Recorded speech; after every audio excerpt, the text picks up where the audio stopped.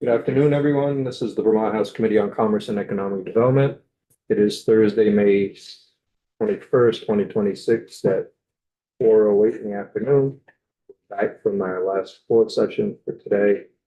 So I think we can continue on looking at Chambers asks, and I think we are on applicability. I think we've had discussions on that, on the thresholds. We settled on 3,000 for both, or that's what the question was. Is that where people are happy to be at? I'm sorry, so the thresholds for personal, yeah, Sensitive Sensitive. sale of person. and sensitive data. The other person. 3,000 Okay. for both? Yeah. Oops. I thought it was just sensitive. And I can't remember what I said, but I'm okay with, that threshold. I am interested in when we get to the consent section around sensitive data at page 31. Dealing with consent around sensitive data differently from the notice and consent kind of provision.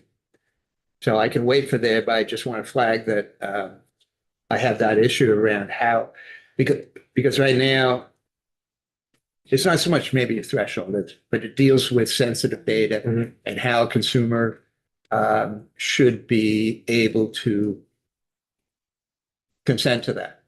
And right now it's a opt out. If you disclose, you opt out of a disclosure report, 100 page. Mhm.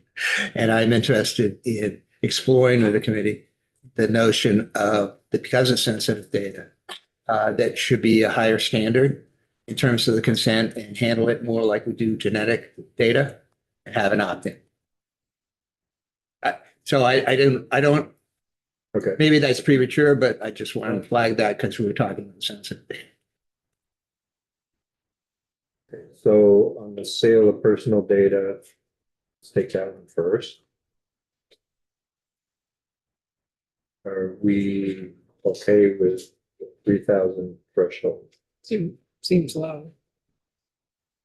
That's the recommendation we received from Chamber. Okay. They did talk to some Members. members. Okay. Good with it. Just, what is that? So I thought we were just doing an applicability threshold for, but I didn't realize we were doing it for sales. I was just curious, does Connecticut has 0 for both? Correct. But what is Connecticut 2025 sale? Personal data, Yeah, they're both one and done. Sale, personal, or collecting sensitive. Sell any. Or collect any, you're included. right. And I guess since we're veering away from Connecticut 2025 was already veering away from what other states are doing, I guess I just would like to look at what the, like New Hampshire, I don't remember the structure. It's like completely different. So just, I can't remember what those thresholds are. I'm just gonna. And I apologize, I didn't fully understand what you're talking about with the 3,000. Been out of the room at the time, so you're suggesting 3,000 for all three categories? Two categories. Which two? Sensitive data Yeah, and sale of and person. sale. Got it. No, my thoughts on sensitive data are the same. Illuminating on the sale.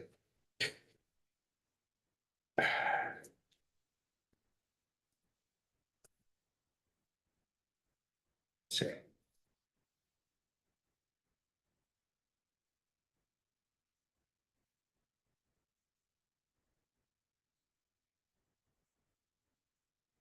Looks like, so I haven't researched this. I'm just looking at the New Hampshire text for the first time. In a while. 100,000 is their threshold for initial applicability, 100,000 consumers. Control or process the personal data of not, okay, so this is as passed by the Senate is their standard, which is the 100,000 generally, and then 25,000. And then if you 25% of your revenue was the sale of personal data. As passed by the Senate. That's, you can just pull that up. That's what New Hampshire has. I imagine that's what many other states that passed Yeah, their yeah. bill in 2022, 2023 have. So Connecticut lowered their 100,000 to 35,000, and then they added those one and dones and removed the 25% sale of personal data from your gross revenue, right? Could I just ask, I'm just curious, as we're like setting out the arbitrary number, what businesses, I guess to Abby's point of like picking the arbitrary number and the chamber's picking 3,000, I'm just curious, like what the numbers based on, like how many orgs are actually caught up in that, I guess. Yeah, we had some testimony the other day on this. Do you want to testify on it? The testimony was around certain professions that are on the. I get the sensitive piece. I guess I didn't realize that, I don't know, I guess I didn't think that I didn't make the connection that the testimony was also applying to the sale of data.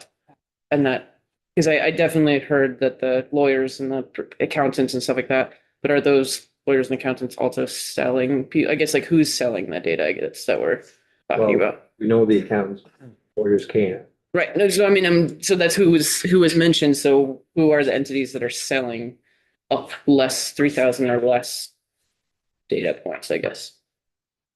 Like, it doesn't have to be exact names, but like, what are we even talking about? I don't, Yeah. Yeah. Looking for trade associations or the trades, what businesses are selling. yeah, what category are we even talking about, yeah.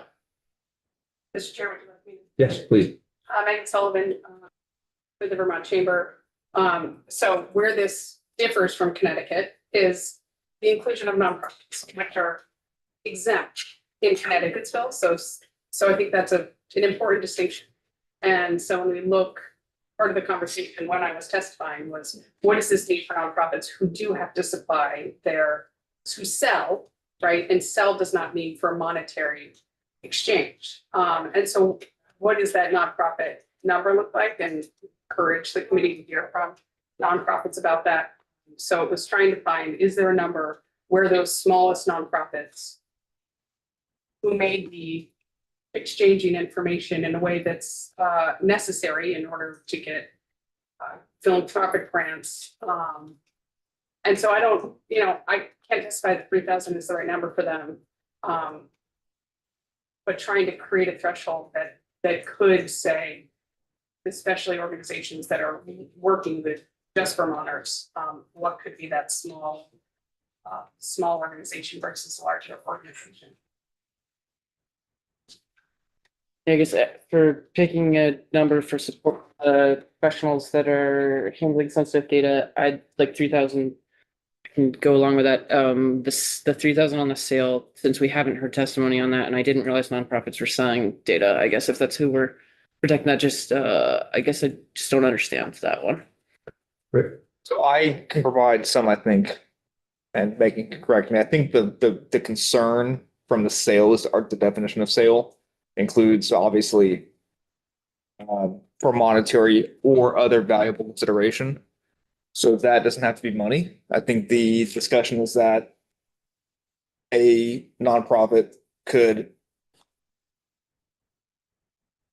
give its list of members, not charge for it, give a list of members, email at whatever it is, right?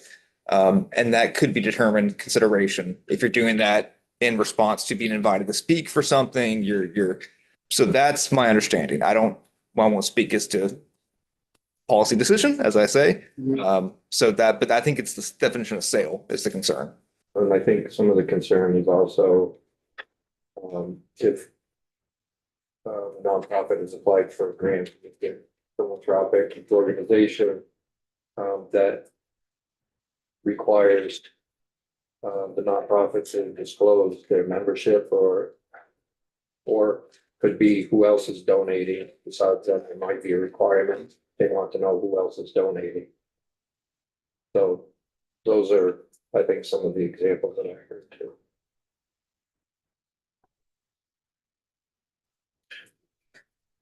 I could see sort of crafting a change in this sale threshold around those specifics in terms of nonprofits and in terms of something other than monetary.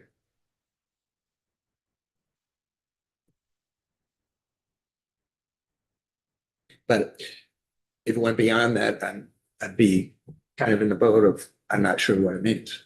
Well, what the impact would be. So just for clarification, it would be, some folks be more comfortable if we made more clear what sale of personal data does not include. Cover this rather than putting a number on.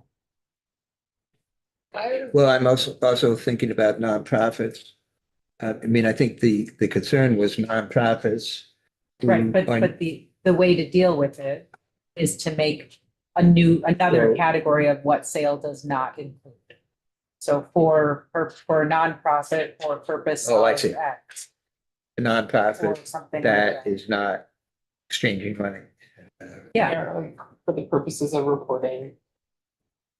I just want to make sure that I'm hearing what I think I just heard, and if I didn't hear that, I'm looking for more information. I guess rather than blowing up the definition, I'm like fine with going with the number. It just, I guess I guess I've just never seen, like, I understand a trade association or somebody as a nonprofit, like providing the monetary value list that makes that, like, get that. I guess that I don't really necessarily understand the federal state grant type stuff as far as personal data, because I feel like usually you're either anonymizing it or giving percentages or stats or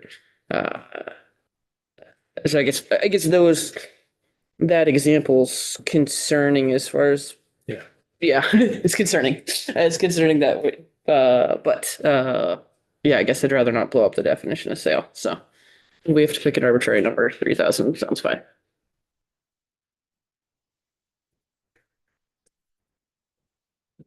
Always change it. Everyone else, okay. The flat 3,000 without any. Change of the definition. No, I mean, I think there's two ways you could draft it. And I think Monique was saying uncomfortable changing the definition of sale. But my question, I guess, was whether or not you'd want to limit three to have a threshold of 3,000 on three, but apply it to the specific examples that we were saying we're hearing this problem, which I thought was nonprofits and non-monetary value. I'm probably making it too Wait, am I complicated. Yes. See, now I'm confused. Wait, are you asking to narrow it so it's focused on nonprofits? I'm so confused. Or are we just picking a number? I think we're picking it. Yeah, I think. Okay. So both at 3,000. Is that right?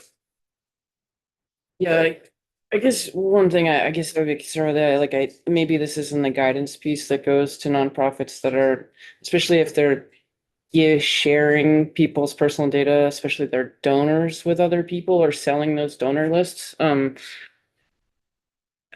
or businesses that are selling selling to customers. I don't know. I guess like with the neighboring Connecticut being like the regional standard now being 0 for sensitive data and sale, if those entities are selling and we have this, I think we have the same definition of sale at this point as Connecticut. So if any of those entities have a single Connecticut's personal data in their records, then they'll be adhering at least the for-profits to Connecticut. So I guess if we're going to be providing education or guidance from the AG, we should probably give those entities a heads up that like they should probably, I don't know, be looking out for neighboring state laws and regional laws, because otherwise they're gonna get themselves in trouble. Especially like ski resorts and stuff like that. Like I could see with biometric facial stuff and yeah, I don't know. Okay. minimization. Standing is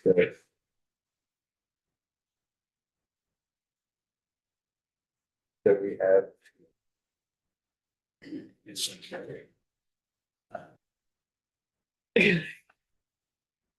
Uh, I have a real concern with the way datamization is defined in duties of the controller. The way I understand it, the way it's defined, it's got a great first standard, reasonably necessary and all that. But my understanding of by adding the phrase as disclosed to the consumer kind of blows it up in terms of you can disclose what you're providing, whatever page document. And that's okay because the consumer would then need to opt out of that and might not know in the 50-page document exactly what they wouldn't even be able to find it, so they wouldn't even be able to opt out. So my put it on the table is that I would drop the phrase as disclosed to the consumer from that standard. 31. I'm trying to find it. Page 31, Thank, line 6, 7, I think. Or maybe I'm wrong. Page 30, What's that? page 30, 30. It's not. Right, 31 is sensitive. So if I'm just thinking about how this all fits together. And yeah, line 6, page 30, line 6. Because of that phrase, maybe I'm not reading it right, but the way I'm reading it is by having that phrase as disclosed to the consumer, you're endorsing a sort of global notice.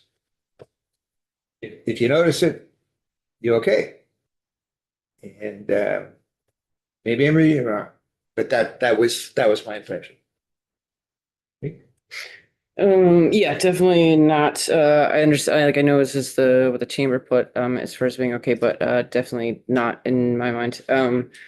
When like going through this, it's one, I guess a few things. One is like we're creating a completely new standard that we were like trying to get originally. Originally we started a strict data minimization like Maryland.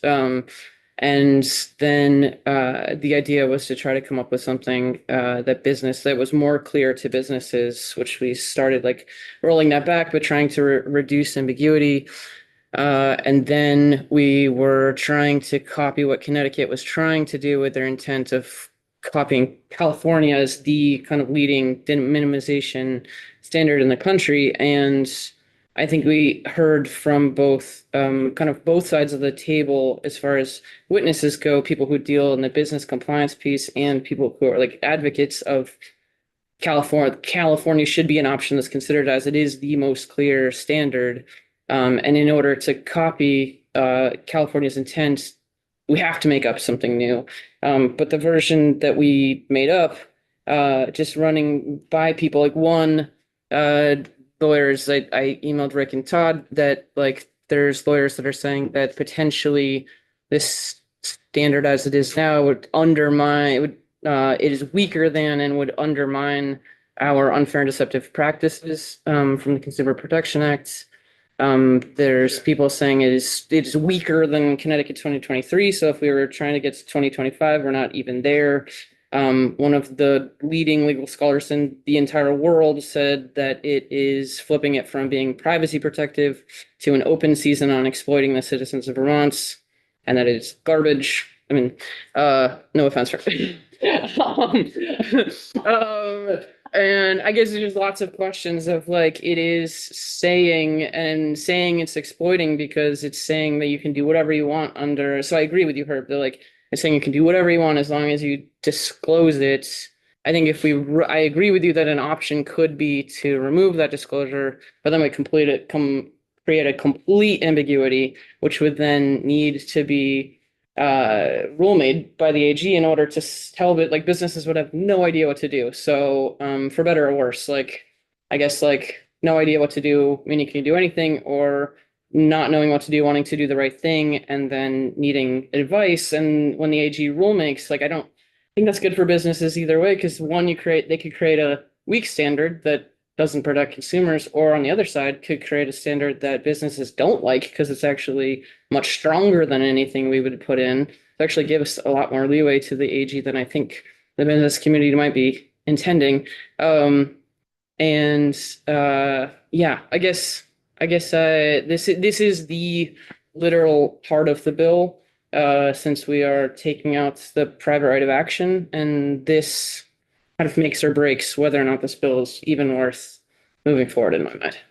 Yeah, so guys, I didn't quite understand by removing those three words, why it would create ambiguities, and that's maybe just I don't understand all the interplay. Seemed to me that the standard itself of not, you don't collect any more than you really need. I'm not sure what additional clarification would be needed. And if it was major stuff, I could see that. If it's more, I just don't understand why. There may be a good reason why it's not sufficient. I'm sure there would be need for drafting, changes to make that concept consistent with the rest of the bill. But Rick, I trust. Sure.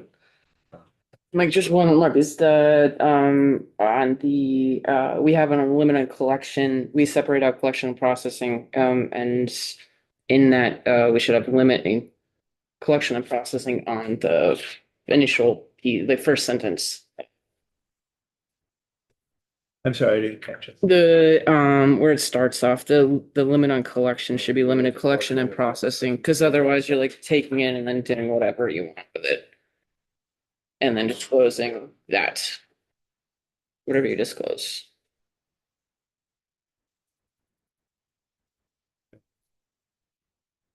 It seems like the hangup is the word disclosed. Do we have anything in statute that defines disclose? That would apply to this. You need to define it if you want to have it actually mean something. The way I understand, I don't know if it's defined, Tony, but I think as a practical matter, how you would be disclosing it, there's a bunch of provisions around privacy notice. And I think that is the mechanism that I see in this legislation that a controller would disclose. And so by having those words as opposed to the consumer, I think that I could be totally wrong, but my sense is that the disclosure, the controller would want to put into their privacy notice what they're collecting, that they feel is reasonable. And the only pushback about that would be if the consumer was able to sort of understand that privacy notice and opt out of it. I think that I could be wrong, but that's my sense of how it would work the way it's constructed. And somebody summarizes this. So thinking about where I'm saying it's like going to weaken, it just like undermines or isn't as even strong as our existing Consumer Protection Act, which we're trying to like add layers of protection on. In UDAP, it would be the gist of it could be like you can't hide important terms in boilerplate text, and even if you disclose it, you can't do it if it's too dangerous. And then this minimization standard essentially is we encourage you to hide the most important terms, no matter how terrible or harmful they are, in dense and unreadable boilerplate text, or in the alternative, turn the web into an unusable I agree hell that also doesn't protect anyone unless companies exploit people, no matter how dangerous their practices are. Unfair and deceptive practices. Isn't that where we are now? I mean, we have nothing. Yeah, I mean, it's Essentially, well, basically, yeah. this whole paradigm of our structure of having, disclosure and opt out is like where we are currently at, and we know that that doesn't work. Yeah, exactly.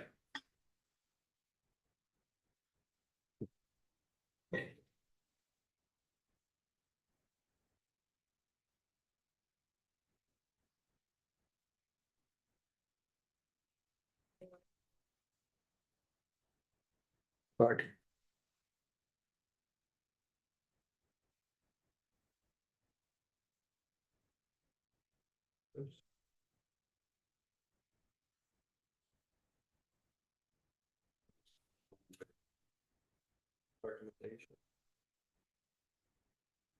The recommendation heard was to remove, as to what? Yeah. Yeah, as disclosed to the consumer.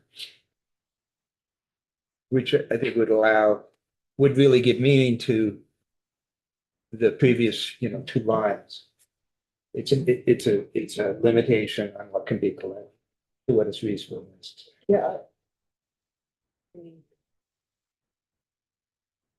I would need to understand what the actual implications of that, seems like it That's fair enough. yeah, what page is it again? 30. Yeah, I hear you. My thinking though, I think I understand what the implications of having those words are. Yeah. And Yeah. I'm not real thrilled with that. Rick, do you have a legal opinion on removing that? And which one, Herb? Because there's two. What's that? There's two. Oh, dear. I think the first one and the second one, two different things. Yeah, I mean, I would suggest the first one. Yeah. yeah, no, it was just, it was on line 6 I was pointing to.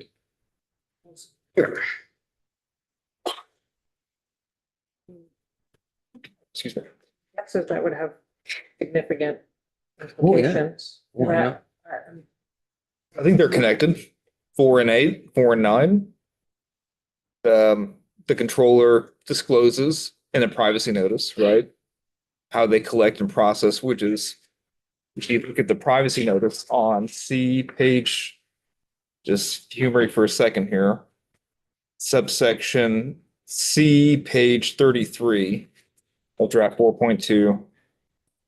A controller shall provide consumers with a reasonably accessible, clear, and meaningful privacy notice that includes that the categories of personal data processed by the controller, the purpose for processing personal data, and then other things maybe not related to data minimization. So my assumption is that a controller would put that disclosure in the privacy notice, right? That they're otherwise required in this bill to do. That's, So going back up to, removing as disclosed to the consumer.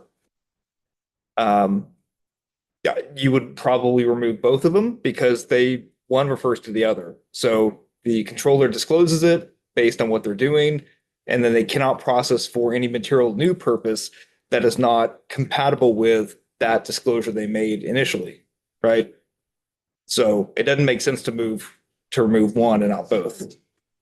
which is the other one you think it needs? So I'm looking at on page 30, Yeah. line 6. Yeah. And then line 9 is the other. Oh, I see. You're saying you need to remove both? It wouldn't make sense to keep one and not the other. I see. And if we made those changes, that would put us out of sync with other, Connecticut uses this language. I don't know how California, the disclosure language. right, I mean, that's my concern is I think big picture, it's probably the right thing to do, but if it's putting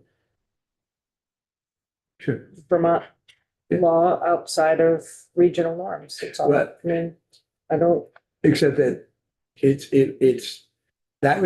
would be different than Connecticut 2025. It's, I think, consistent with Connecticut 2026. And I guess I don't think so, no. It's They didn't make nobody sure. has. It's like, yeah. I mean, nobody has this in general. Yeah. This would be its own thing. California? No, nobody has this as written exactly the way it is. Yeah, I guess. That's what I say, if The we're- only reason We why have to I be see. really careful with I understand. The only reason why it occurred to me is because we've been looking at drafts that did not have that. And now I see it. That's why I came. Not because. Radical. That's go. Obviously, we need to move, so, whatever. So let me get this straight.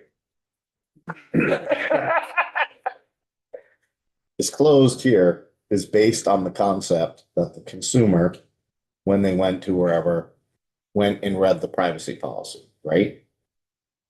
It would be up to the consumer, right, to read that. Right. Yeah. And we have mandated in this bill to make sure that the privacy policy is, in summary, clear and easy to understand. Mhm. So with that in mind, I don't see, I understand what you're saying, Herb, about a 50-page EULA and them saying, well, you signed our 50-page EULA, so it's been disclosed. But if we have mandated that disclosed means the privacy policy, and we've mandated that the privacy policy is what is supposed to be easy to understand, I don't feel like it's necessary to remove this. I think I understand the concern. The concern is that that phrase opens up potentially that you shall limit the collection, et cetera, as disclosed to the consumer. So maybe you can just rephrase that and disclose such to the consumer. Mhm. Maybe there's an easy fix. Maybe it's, you still want it, I think you still want that disclosed to the consumer. I mean, I think legally it makes sense to have that disclosed to the consumer, what they do, right? You don't want to remove that piece, but maybe it's the way it's worded is the concern is that you don't want to open up the possibility that the controller uses that language to do other things. Is that the concern? I'm trying to, okay. I think you can fix it. Without totally, I don't see that removing that sentence, that phrase really helping the consumer or the controller. You can fix it without breaking it. So are you getting at that the privacy note, or maybe Tony too, are you getting at the privacy notice could, in a clear and conspicuous manner, disclose or show that the information that they're actually collecting is only reasonably necessary, right? Is that what you're getting at?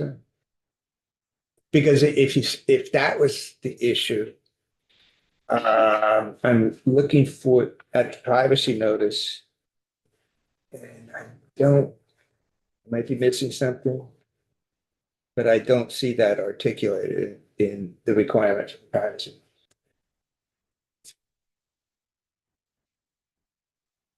Oh, man. I see A and B as the categories of personal data Yeah. by the controller, the purpose for processing. If you want to add something that says that reflects one, that says Maybe it's categories of personal data processed by the controller, and which shall be no more than immediately necessary, or that somehow pinpoints, this is the data that we feel is no more than reasonably necessary.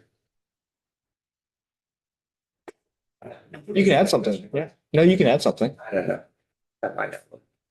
Rick, I'm just wondering, so like a few things. One is your thoughts on how this limits any processing and then what makes material new, like thinking about apps that either have different privacy policies on their website versus their like phone app, and ones that give you an express purpose of like what they're doing, but then they like weather apps that that are giving you, kind of serving you the weather, but then selling your geolocation behind the scenes, or any number of the different apps that LinkedIn or Meta or any of the things where Microsoft, where they're like they're now just saying that they're going to hiding a privacy policy, but not letting in general public that they are now training your data on like their AI systems on your personal data. Like a lot of them, like a lot of these things have just been caught because like privacy professionals have gone and like seen the toggle buttons turned on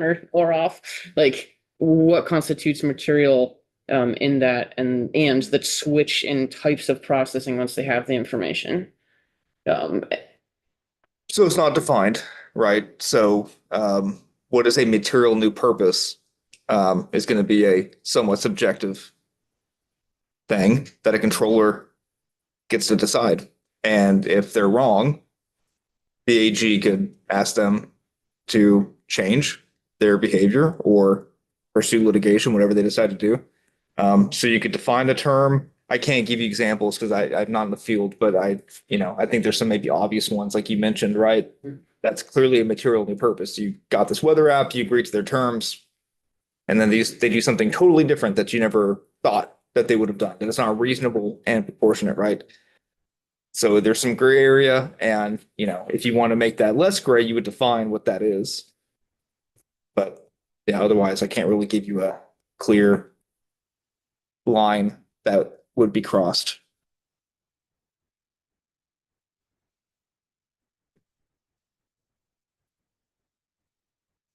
Another question is how you feel this version compares to Connecticut 2020, like earlier versions, like Connecticut 2023 before they even had Datamon versus now where they have the kind of reasonable expectations outlined the way that California does, and that's missing from this.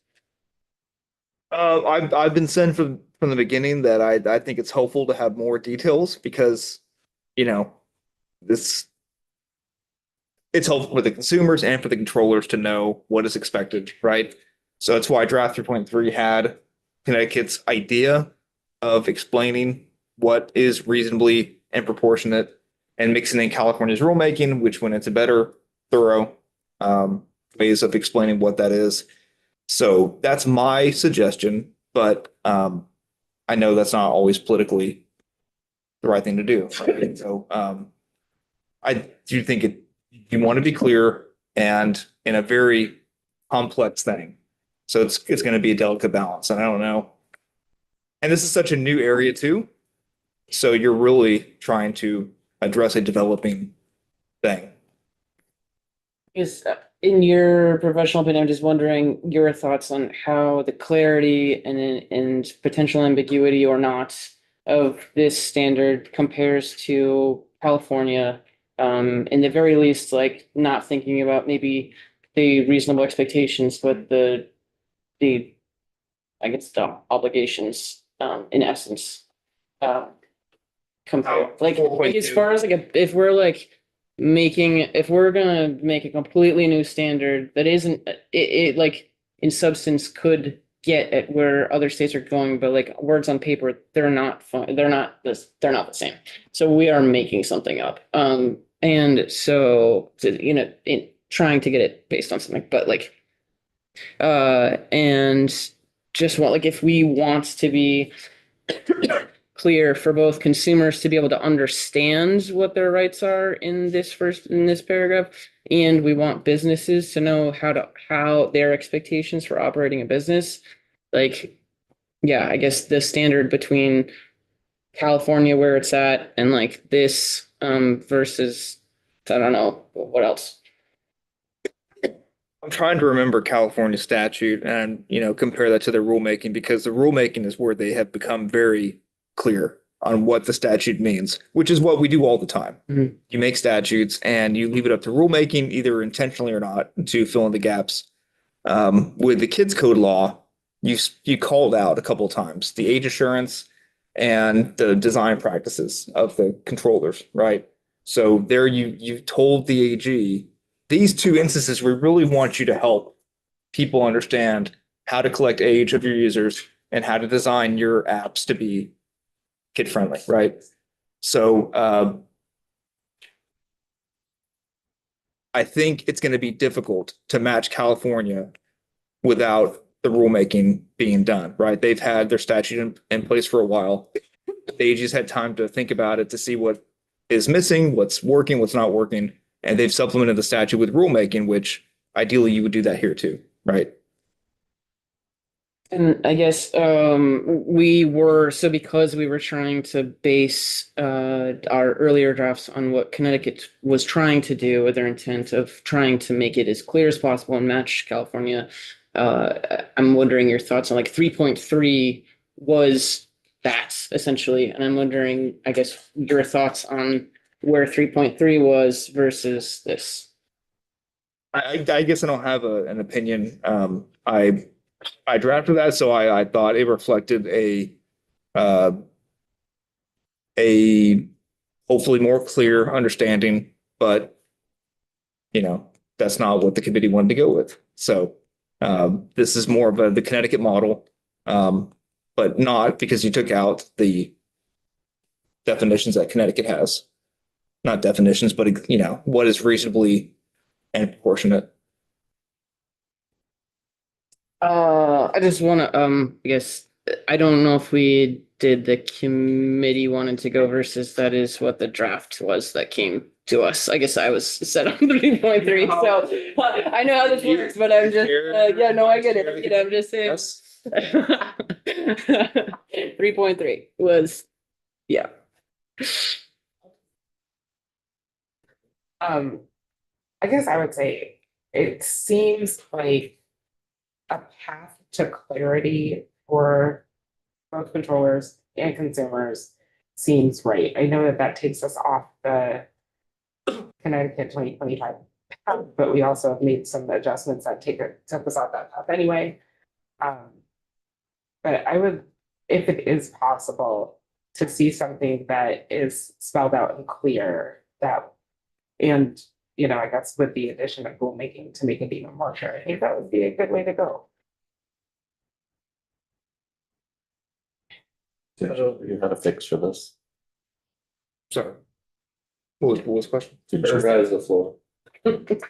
Oh. I'm thinking that maybe there's another way to address this. I mean, my key thing is that to make sure that that's standard for the control of you only collect what's reasonably necessary isn't diluted by the sort of notice structure. And I'm wondering if maybe you could do that in data impact or assessment study by having the controller explain that, explain how it's an assessment of risk, harm, that kind of thing, and impact on consumers. And maybe by putting it in there, tell us how you are implementing that standard would help to separate the two and actually have that data minimization standard, but not the full, and still bring in the concept of disclose, the notice and everything, but make sure that the AG knows and the controllers know that you still have that independent obligation to collect no more than is reasonably necessary. I don't know if it works. Just for that. Did you say you had a fix for this? For the What we were talking about here, some can't remember 10 minutes ago, you said that. for the data minimization, Yeah. a fix. After I'd mentioned the whole thing about the disclosure, you had mentioned. Oh no. Well, if you want to, sorry, that was just about the disclosed consumer. This is a different topic. This is like they've gone on to the subdivision 1 in general, that entire one. Yeah, but yeah, if you want to keep this language as is, I think I can fix the as disclosed to the consumer piece. But this is tangential on everything else.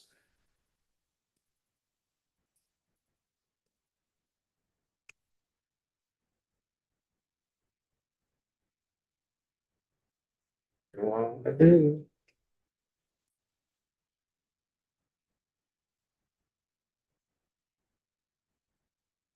want to minimize people's collection and processing of data, and I don't know that this actually minimizes that. I guess that's the point for me, is like I don't see this as a strong data minimization standard in general. And if we're removing the private right of action, which we've done, and we are giving sole AG enforcement, then I think we had discussed like generally over the course of this session that we need to minimize the risk to consumers and so the risk to businesses. And in that, a way to do that is to minimize the amount of information they're collecting and then using and selling and holding on to and that kind of stuff. And I don't see how this gets there. Yes, I'll jump in. I think it's miles better than what we have today. And I don't want to forget that in this conversation. Right now, there is collection of data without any disclosure at all. Vermont, unless it's from a business that is domiciled or does more business in other states that have data privacy. So I appreciate that this isn't as strong as we would probably like it to be, or as many people around the table would probably like it to be. We choose not to start somewhere that is palatable, then we haven't started. And so I'm concerned about Okay. I would also say that, don't forget, we have an 18-month on ramp. The changes, I think, being made in Connecticut or contemplated to be made on data minimization that will be in place before this takes effect. That those of you that are here need to continue to be vigilant and paying attention to what's going on in this realm that can make those changes. But I think, as the vice chair said, we have to start somewhere. So I agree, it's probably not as strong as I would like it, but again, better than what we have right now. And I recognize that. Just thought it was important to raise because No, I think it's no, that's a real fine. key issue. Yep. I think we need to talk about it and If that's the way we're going to proceed, I'm going to really focus on the impact statement to the Attorney General so that the controller has an obligation to show how they're conforming to that only was reached necessary standard, irregardless of what you put in the notes. So a couple things before we address that. Are we adding the limited collection and processing to that? I feel like that was, Mr. Chair, okay. And then I'll work on the as disclosed to the consumer. Not gonna remove it, but gonna ensure it's not you had a word for it they used earlier. I forget the term, but I think I can propose something that you all can consider tomorrow. The data assessment is only for a heightened risk to a consumer. So they only do those if they sell data for targeted advertising, sensitive data. So you could add something. Okay. So I'm looking at page, but I don't want to totally get off the topic here, but if that's what you want to add on page, go past it. On page 41.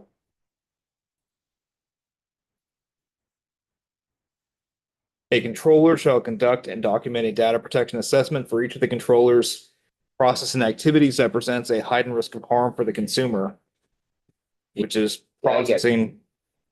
So you would just need to, we would need to expand that to. Yeah, I mean, I think the concept still fits there, but yeah, I'll give some thought. I still think it's an important piece if we're not going to change, what's in the duty control. it. We need language for the committee tomorrow morning. I can do that. Okay. Again, I'm the timekeeper here. I just don't have it in my mind right now. I mean, I do, but it's not Stop. disclosing. be on board with this. For the majority on board with it. I really noticed that. No, I know. Barb's giving me a face like he's looking for my thing, and no, definitely not. See what it is. Enforced. We, okay. with-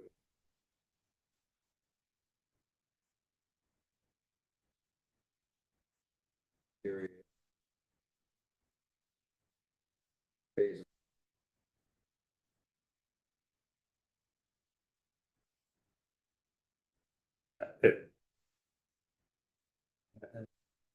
Favor of a cure period.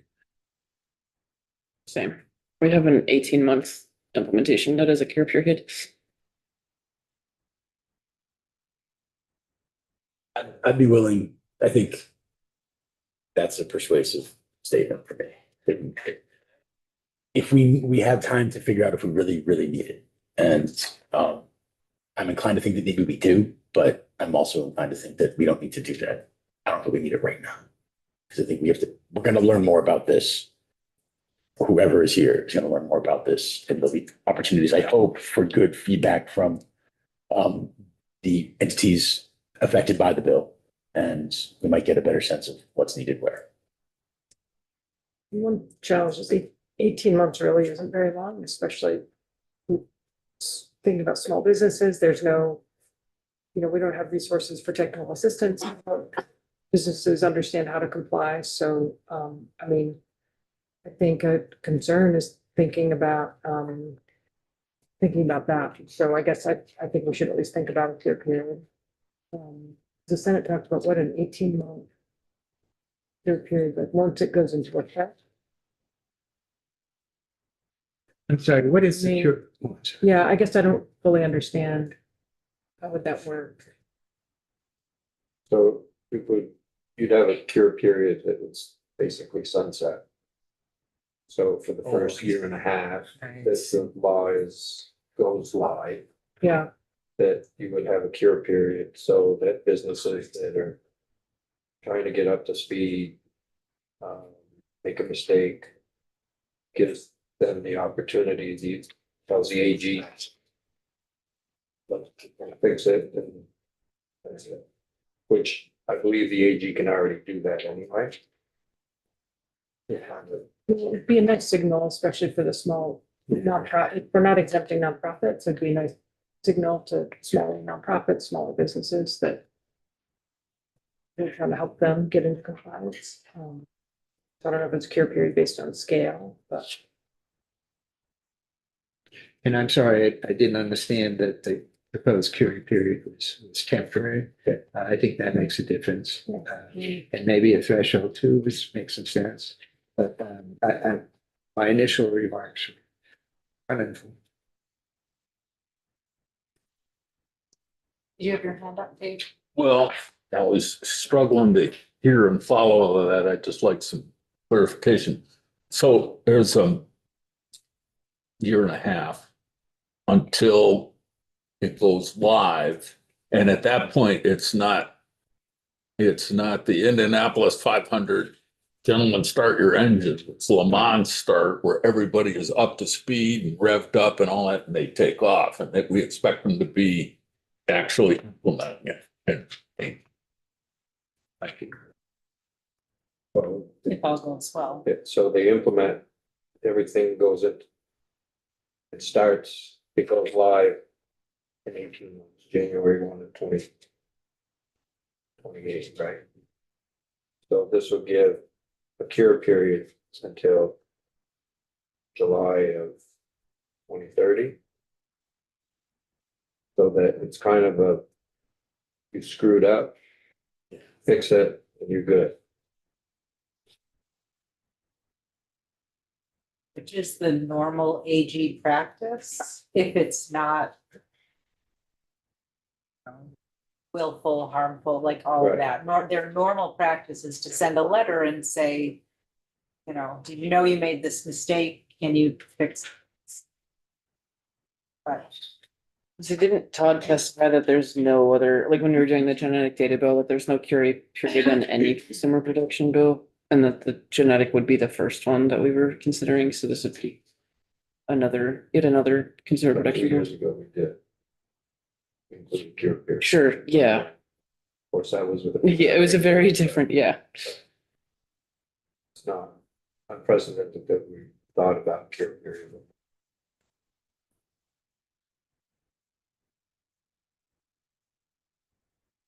I don't need to ask you, Tony. Well, you know, That's all right. I agree.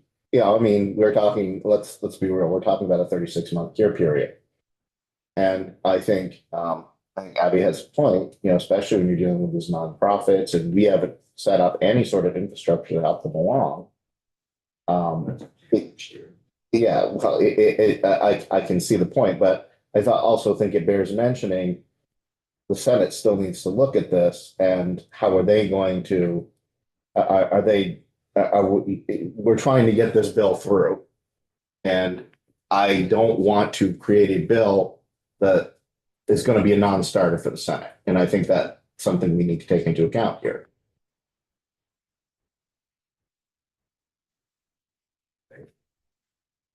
I guess all that to say, I'm okay with Gary.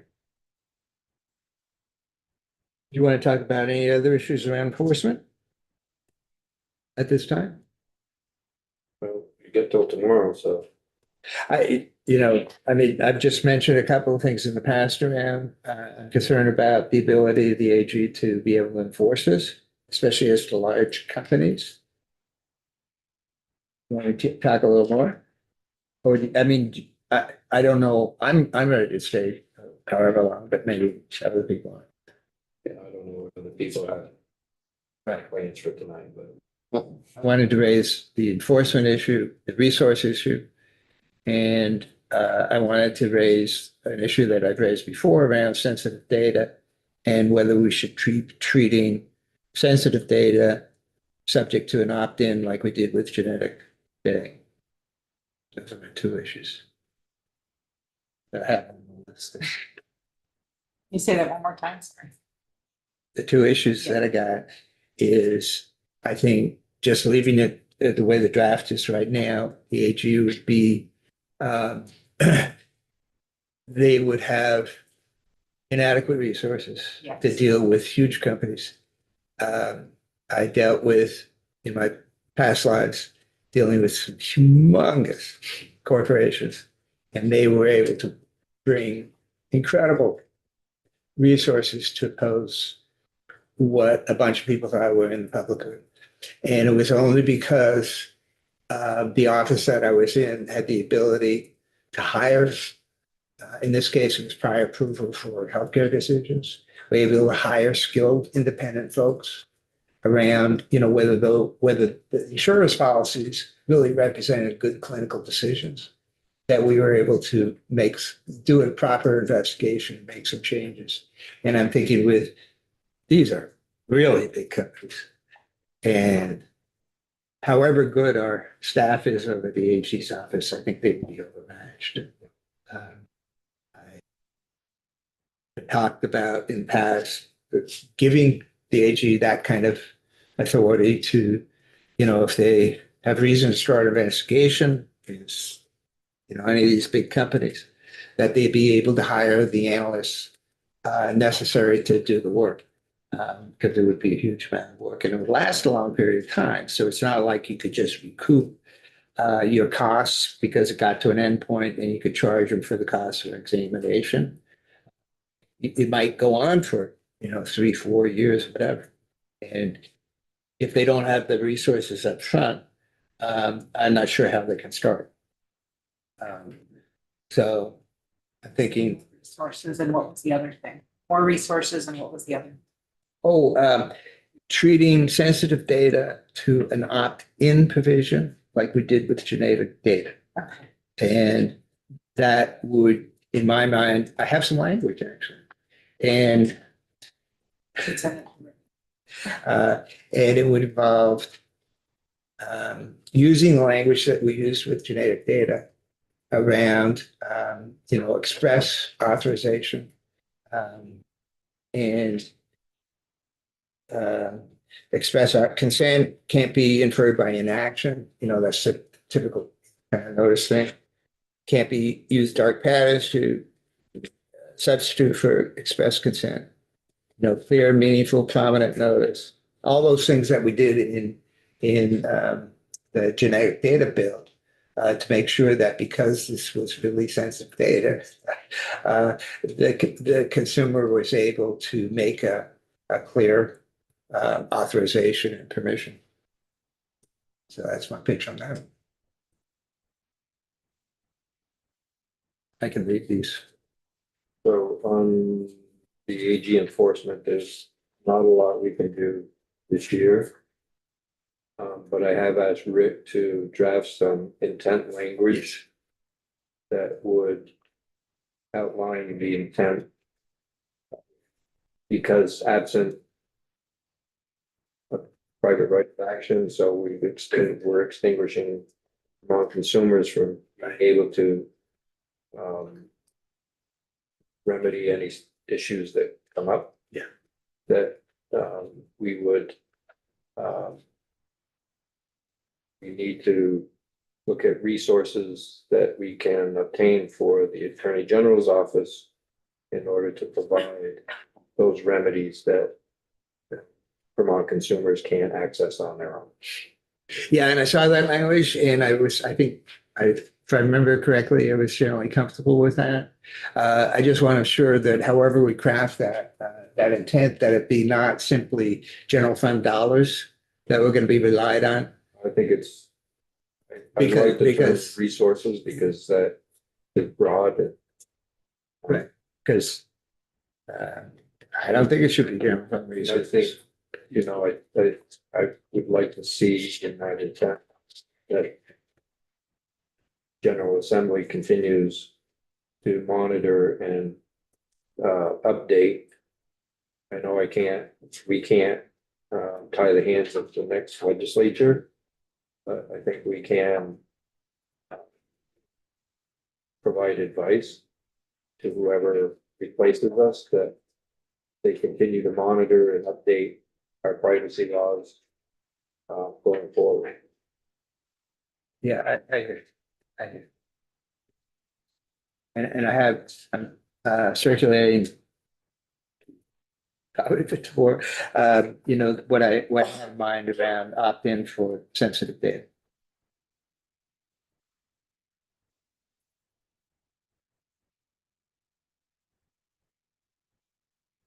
You sent this to me, you sent this to me, right?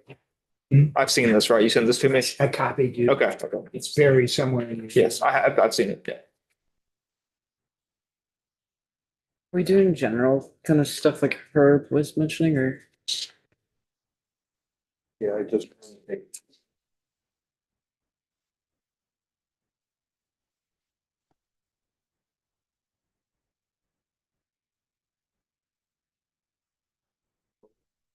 this, I think everybody take a look at it, and if we can provide this, maybe Jonathan, if you can you scan this, send it out to everyone around the room so they have a look at it as well? So everybody that's part of this.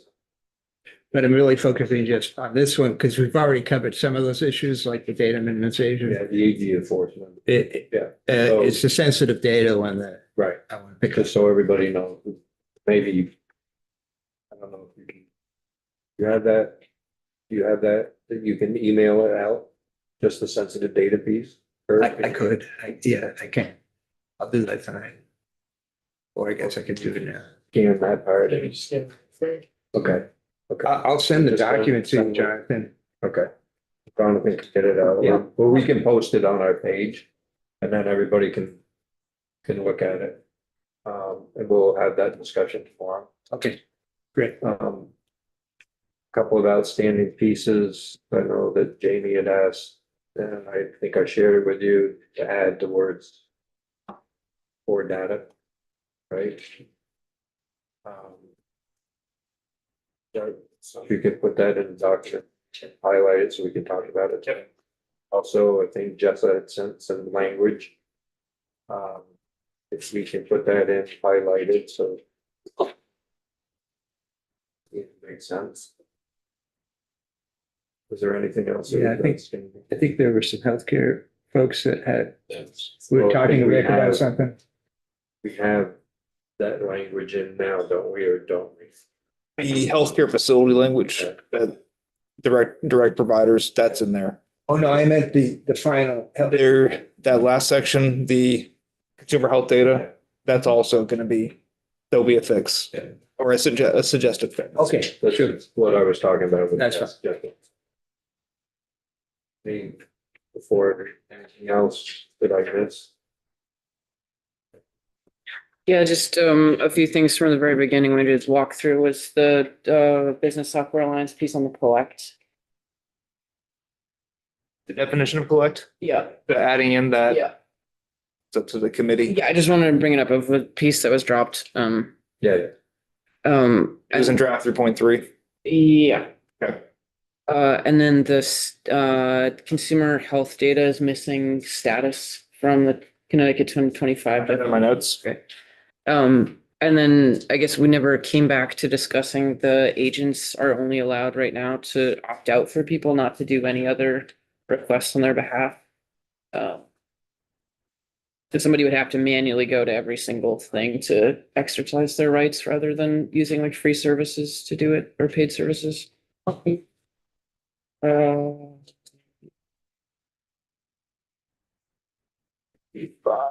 Is this?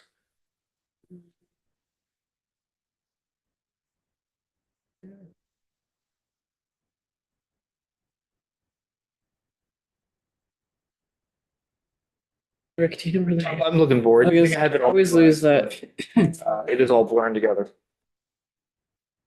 Oh, it's I don't know what pages it is. It's under exercising consumer rights. Page 25. Okay, and then it's Line 9. yeah. So this only ties to opting out, not to being opting out to being tracked, not to being like being able to delete or correct or any of that stuff.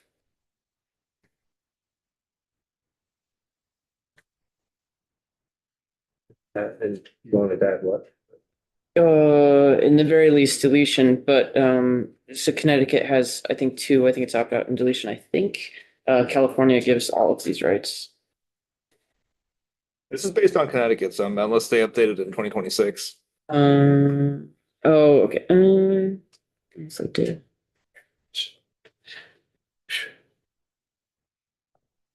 I'm not sure. I have to check. You want it to be just subsection A of 2415D. Yeah, the consumer rights in general, like having entities be able to do it for them.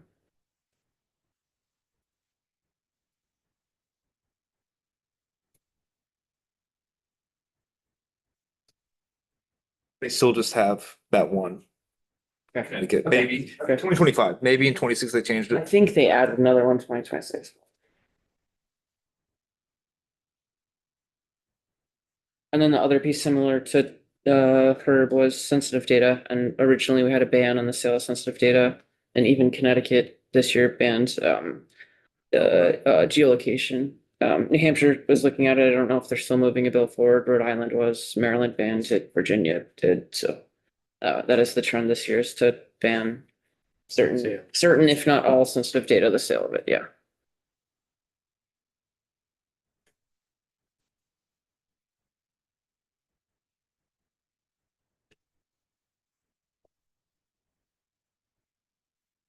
And the sale of Sensitive data.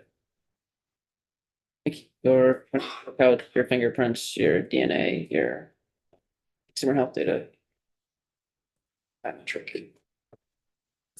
Not personal. Sensitive data, yeah.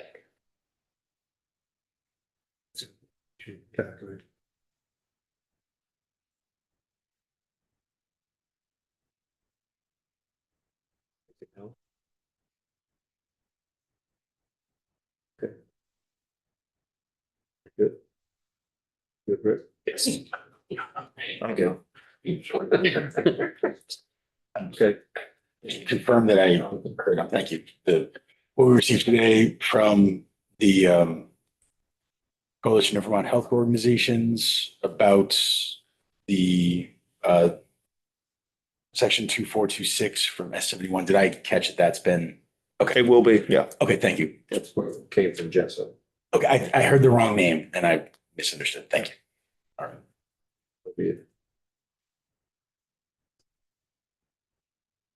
Yep. You need to hear anything about that section, just let me know.